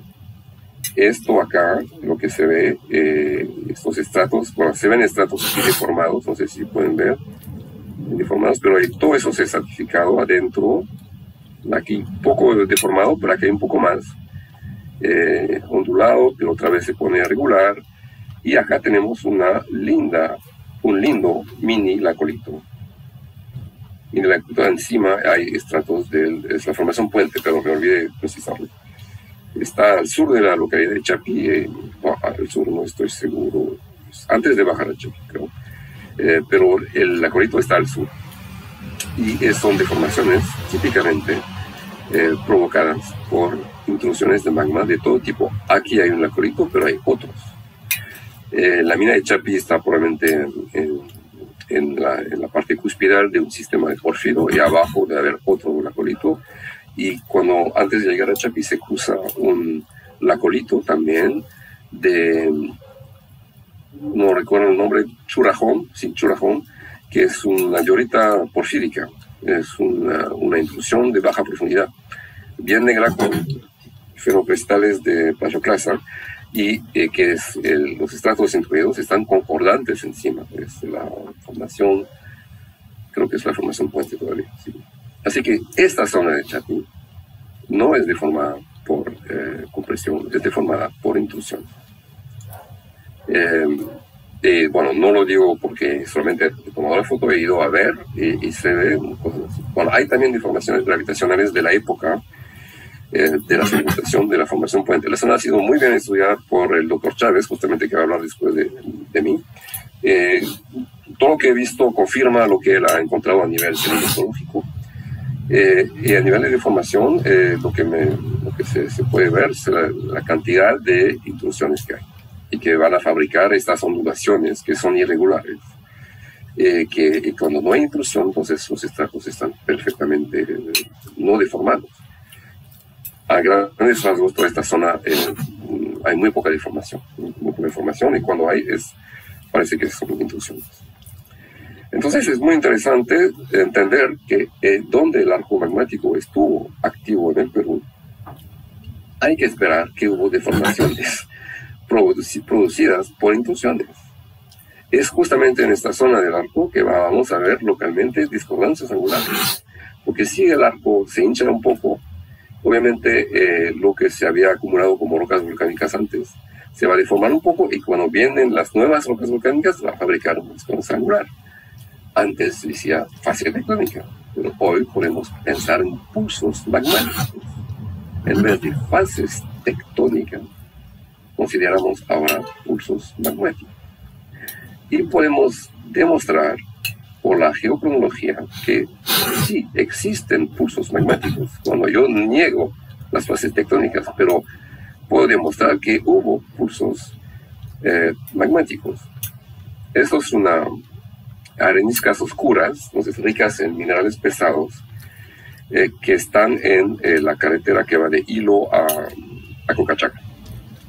Recién la estaban haciendo, ni siquiera está pintada y está bien oscura. Y nos vimos estos afloramientos de areniscas negras, y en esta época estábamos muestreando para zircones. El zircón es un mineral pesado, entonces se encuentra donde la arena es más negra, más oscura por lo menos. Y hemos sacado una muestra de acá y hemos dado los zircones, y los zircones, eso es la Concordia, que es graduada en edades, ¿no? Es de 0 millones de años hasta 220 por lo menos.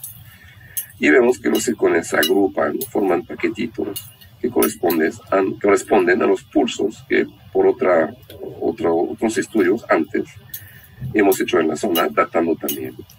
Y que una muestra de cuaternario, bueno, es cuaternario, es mioceno terminal, nos cuenta lo mismo que 10 años de estudios. Hay un pulso mioceno superior, un pulso alrededor de 20, 24, un pulso por 65, que es el pulso cretáceo superior, un pulso cretáceo medio, 100, 105, y un pulso jurásico medio. Y entre estos pulsos no hay fabricación de zirconio. Así que el magmatismo es mucho más tranquilo. Y por momentos hay mucha actividad del arco. Y esta gran actividad del arco por momentos puede fabricar un chazón del arco que en su superficie fabrica una tectónica extensional, bascula bloques y puede fabricar discordancias angulares que se han interpretado en el siglo pasado como fases tectónicas, que no son eso. Estas discordancias van a reflejar pulsos magmáticos. Bueno, tengo que avanzar y pasar ahora a lo que no es magmático. Aquí esta diapositiva muestra deformaciones debidas a intrusiones de sal, que está en gris, o de lutitas. Este es el delta del río Níger en África, y tenemos una gran cantidad de lutitas que se mueve y que va deformando y que trata de salir a la superficie porque es menos densa, y fabrica fallas que aquí son fallas inversas y aquí son fallas normales. Eso en realidad es una deformación tipo gravitacional. Las gravitacionales, que no vamos a tener tiempo de ver, tienen siempre arriba fallas normales, abajo fallas inversas. Así que se hace compresión de un lado, extensión del otro, al mismo tiempo. Ahí las fases compresionales tectónicas no existen tampoco. Para la deformación de tectónica salina tenemos esto. Entonces, bueno, aquí es ejemplos de estructuras producidas por tectónica salina. El ascenso de la sal, que está en rojo, viene a deformar, a fabricar sinclinales, anticlinales, dentro de los estratos inferiores. No hay la menor compresión. Eso se hace por ascenso de materia. El ascenso de materia acá y aquí baja. Eso es fácil de entender cuando tenemos una capa de sal inicialmente regular. Poco a poco, si se hace un sobrepeso, hay lugares donde la sal se va a concentrar y fabricar un domo, como acá, y lugares donde la sal se va a eliminar lateralmente, como acá. La evolución de esta zona acá es lo que se ve aquí. Y la evolución de esta zona acá es lo que se ve acá. Se forma un domo de sal. Aquí ya no hay sal. Se llama un welding, una soldadura. Y acá sube la sal. Entonces la tectónica salina se caracteriza siempre por separar la pila sedimentaria en dos tajadas. Abajo de la sal puede haber una tectónica con un cierto estilo, generalmente es extensional, como acá, ese es el margen brasilero. Y encima de la sal es muy distinto. Vamos a tener cosas totalmente locas, como se ve acá. La sal se va a acumular en picos y se va a restar en zonas muy subsidentes. Como pueden ver ustedes, el estilo de formación arriba del nivel inicial de sal que está acá es muy distinto de lo que hay abajo. Es típico.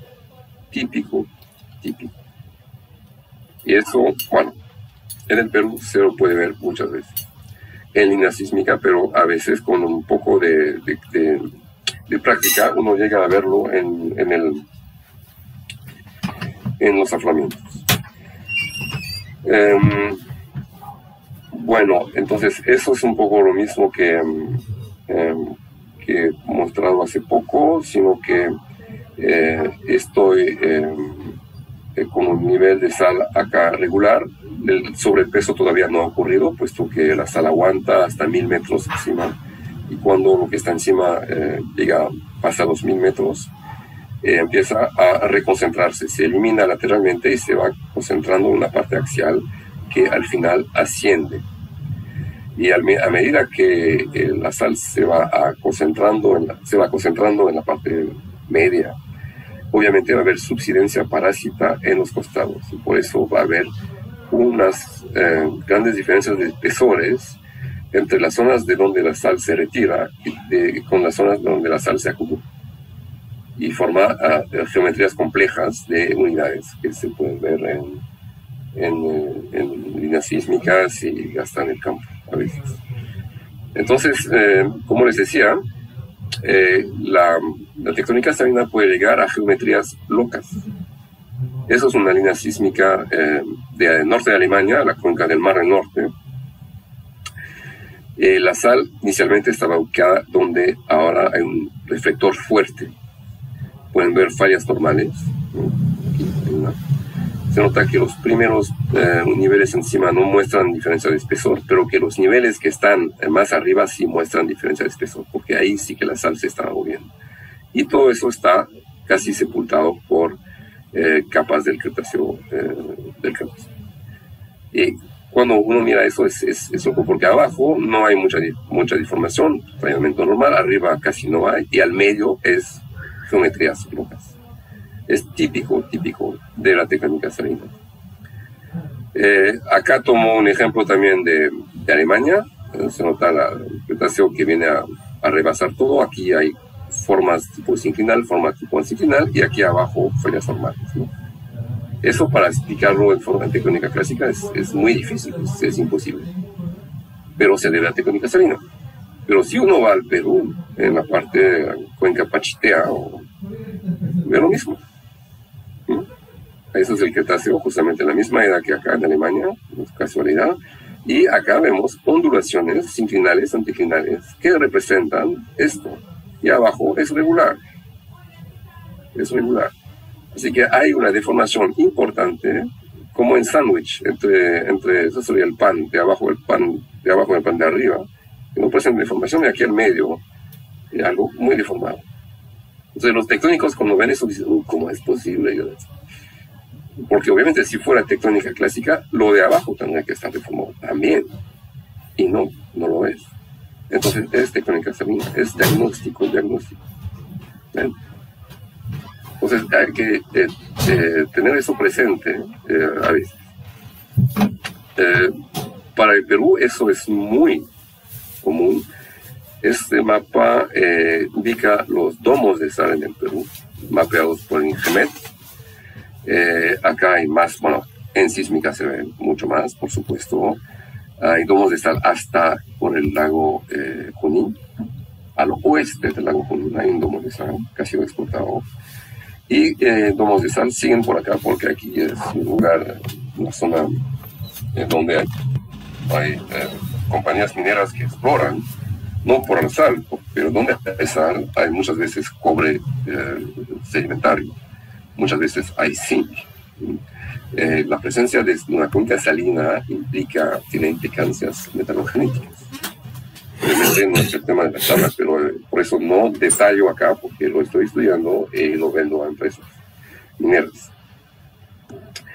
Lo muy interesante es que la cuenca salina peruana es aquí y es del mismo tamaño que la cuenca salina del Golfo de México, de Scotia, de Brasil, de Gabón, Angola, de Irán, Irak, ¿no?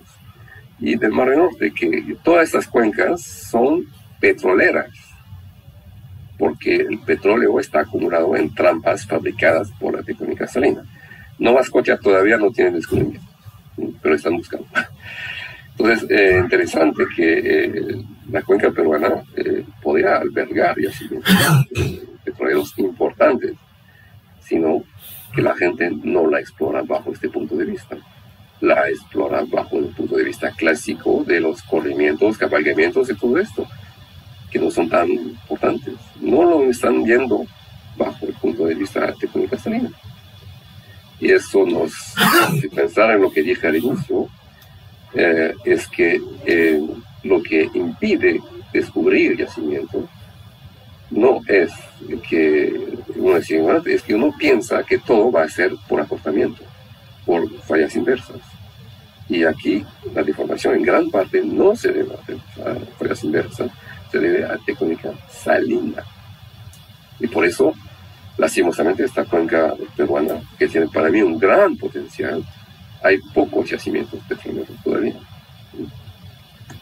Entonces, bueno, eso no puedo explicar, no puedo detallarlo porque ya van a ser 2 horas. Sí.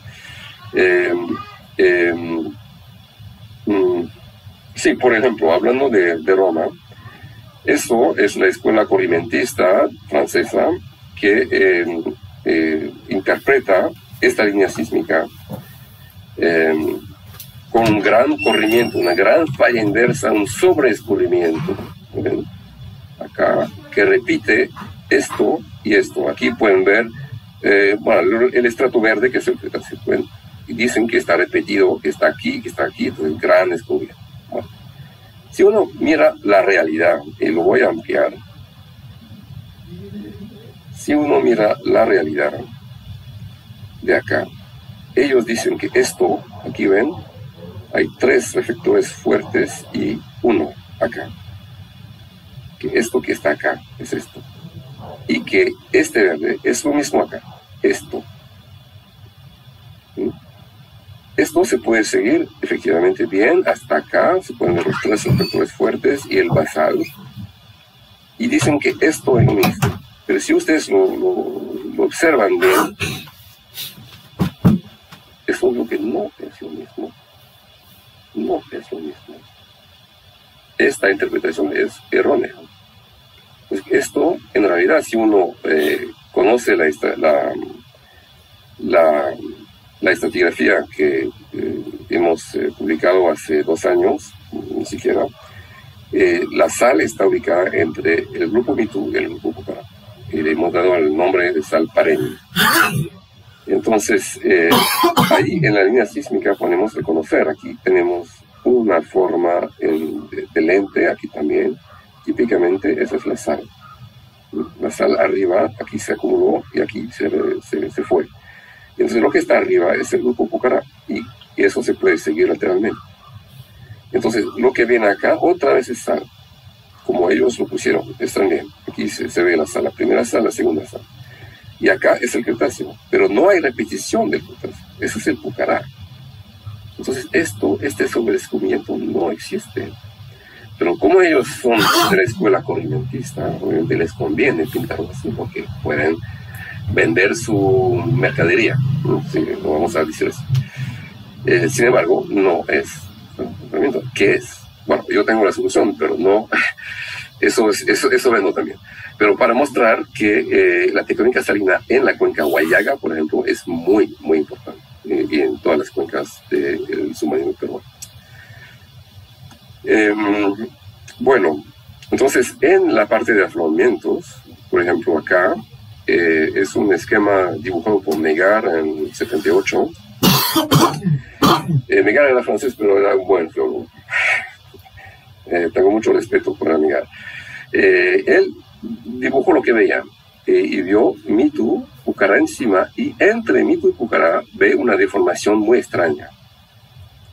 Una deformación que no se espera.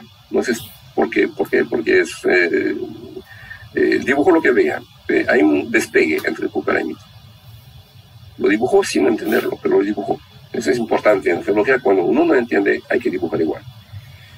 Dibujar lo que uno observa. Y ahora lo entendemos, porque aquí estaba la sal. La sal era espesa probablemente de varios cientos de metros. No es un banco de sal de 5 metros. ¿Sí? era probablemente cientos de metros. Y entonces era un nivel de despegue, y por eso funcionó con nivel de despegue. Hubo mucha deformación donde estaba la sal, y en el mito de Pucará, abajo y arriba, no hubo deformación. Y al final tenemos esto porque la sal se ha disuelto. La sal nunca, cuando está expuesta a la intemperie, muy rara vez se conserva. ¿Sí? Se va a disolver. Se va a disolver. Eso es una gran... El engaño de la sal, su último engaño es que hace unos estragos tectónicos y luego se va, desaparece y ya no hay la menor... Bueno, a veces hay, en realidad, pero uno no entiende, ve una deformación sumamente complicada y no capta que había habido sal, porque ya no la ve la sal, se ha disuelto. Eso es una cosa que hay que tener presente. Dentro de formas de diapiros de sal va a haber líneas así complicadas, porque la sal se interstratifica con bancos que pueden ser de rutitas, de arenisca, y como la sal se mueve, va a arrastrar los bancos estos y hacer una deformación sumamente compleja. Eso ha sido mapeado en Alemania, en un diapiro de sal, y adentro es muy, muy, muy complejo, porque la sal se comporta de forma dúctil. Va a haber, por ejemplo, en las paredes de un diapiro, pliegues así como en ondas, y pliegues con ejes verticales alrededor del diapiro principal, con pliegues en cortinas. Tengo que acelerar un poco. En planta vamos a ver cosas así, cosas muy complejas, muy complejas. Eso existe, por ejemplo, en el Perú. Esos de Wöhler, vemos pliegues así. Ese es el Pucará, y justamente por debajo del Pucará estaba la sal pareña, que se ha disuelto, por eso no se ve más que ahora lutitas que no tienen certificación, porque es lo que queda de la disolución de la sal.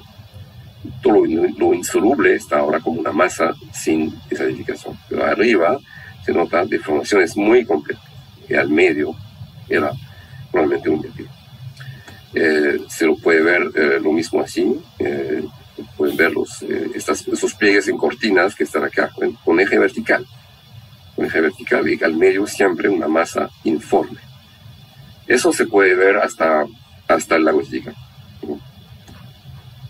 También lo que puede ocurrir es una cosa muy rara, es que cuando sube la sal a través de como si fuera un volcán, va a arrastrar bloques, va a deformar adentro y va a formar una especie de volcán de sal con bloques adentro. Eso es el sur de Irán, el norte es así, y ven pliegues porque están un poco en compresión por el choque de la placa arábica que está un poco más al sur. Pero ven que por acá hay manchas grises. Son domos de sal que salen, son volcanes de sal que salen a la superficie por la leve compresión, como si estuviéramos empujando un tubo de pasta dentífrica y sale esto. Y vamos a ver este volcán de sal. Eso es por donde sale la sal de abajo. Y eso son la sal que se escurre lateralmente, como un volcán, pero es sal. Es sal. Me imagino que es un poco supresivo, pero es sal. Podría mostrar más, pero actualmente existe cosas mucho más grandes en el Golfo de México. Esos son 200 kilómetros. Todo eso es submarino. Es una napa de sal que baja desde la plataforma hasta el fondo del Golfo de México. En línea sísmica transversal es la sal, y está bajando de la izquierda hacia la derecha, como lo indica todo, con una cobertura sedimentaria que impide que la sal salga porque ahí la sedimentación está continuando, sedimentación marina, pero está avanzando, provocando grandes deformaciones. Y en la parte superior, como la sal localmente se disuelve, forman lo que se llaman mini cuencas, como ven. Todo eso son mini cuencas, donde si uno la corta con líneas sísmicas, esa es la sal, esta napa de sal que está bajando al centro del Golfo de México, y estas mini cuencas son así. Y si ustedes se fijan en la potencia, esos son kilómetros. Esta mini cuenca ahí está entre 2.500 y 700. Está en 4.500 metros de sedimentos totalmente limitados, miren, 5 kilómetros. Por eso se llaman mini cuencas. Pero aquí hay, bueno, vamos a decir 5 kilómetros de potencia de sedimentos. Es muy raro, pero eso es comprobado porque no solamente lo ven en sísmica, lo perforan y hay petróleo. Entonces, eso es muy interesante porque la tectónica salina genera cualquier cantidad de trampas petroleras, que es en verde, es petróleo. Esos son yapiros en rojo, la sal, y hay cualquier cantidad de geometrías que no voy a mostrar. También hay formación de yacimientos MBT de plomo zinc asociados a yapiros de vaporitas, descritos en Túnez, en muchas partes del mundo. Estos modelos que vinculan vaporitas, yapiros y zinc están usados por empresas en el Perú. Yo trabajo con ellas, así que les puedo afirmar que hay mucho interés para buscar zinc, plomo y cobre.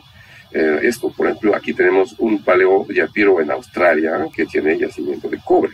Todo lo que está en rojo rosado es una brecha formada por un yapiro. Ya no hay sal, porque eso es precámbrico, ha sido disuelto, pero los bloques ahí son simplemente de tectónica salina. Hierro, cobre, cobalto, etcétera, etcétera. Bueno, así que no solamente tiene interés petrolero, tiene interés minero. Y para terminar, es lo mismo, sino que son lutitas que van a formar, lutita empapada de agua, obviamente no litificada, que van a tener tendencia a subir formando yapiros. Eso, por ejemplo, acá tenemos un cuerpo lutítico que es bien conocido, que lateralmente se inyecta, y es bien conocido porque ha sido perforado por petróleo. Ellos conocen perfectamente su geometría acá también. En línea sísmica también se está observando esto, no solamente por la sísmica, sino que perforado. Porque no es sal, no es eso, son lutitas.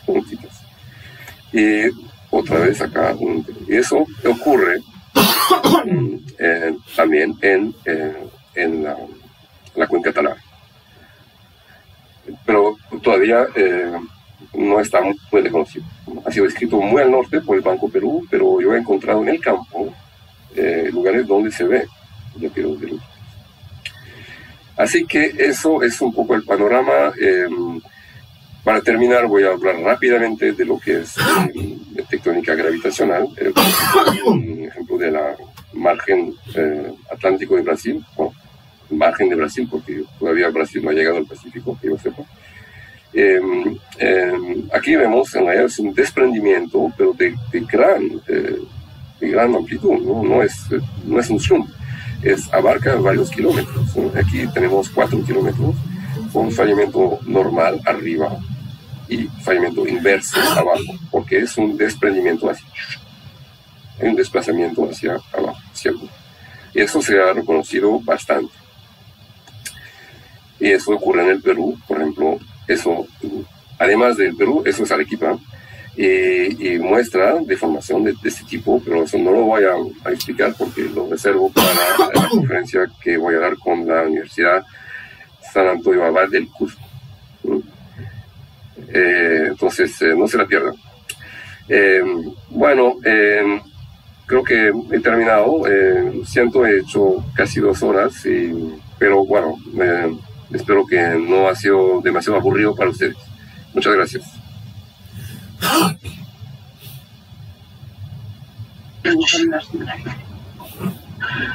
Excelente presentación, doctor Thierry. Bueno, ahora vamos a pasar al segmento de preguntas. ¿Sí? A todos los participantes se les pide que si tienen alguna duda o consulta, pueden dejar su comentario, su pregunta en la caja de comentarios, así también como a los participantes de la plataforma Facebook Live.